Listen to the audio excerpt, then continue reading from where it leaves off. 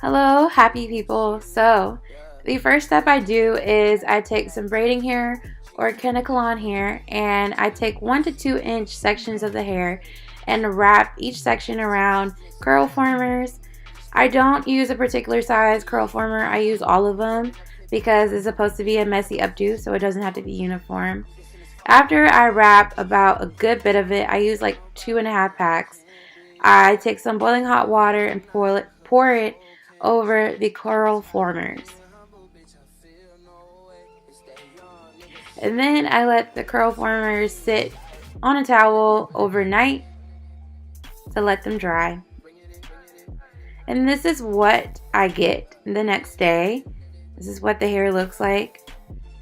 Then I take a crochet hook and I begin crocheting the strands of hair at the base of my ponytail. I slicked my hair up into a bun and I crocheted strands of hair at the base of the bun. And you want to do it really close to the base of the bun so that when you actually make the bun or updo, you do not see the knots of the crochet hair, because, you know, then you'll be clockable. So yeah, I do that. I do that all around the base of the bun.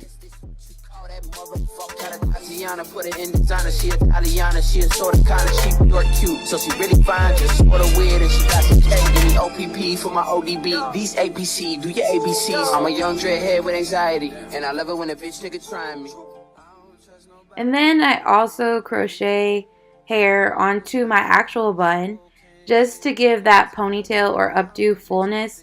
So also I knot the hair twice, and then once I've put a good amount of the hair on my bun, I then begin to play around and try to figure out the messy updo I'm going to do. And this is what I eventually came up with. Super easy. I just pinned it down with some hairpins, and that's the hair that I got that was left over. So I used a good bit of the hair, and again I used 2.5 packs. So that is how I got this curly messy updo, and I hope you guys enjoyed it.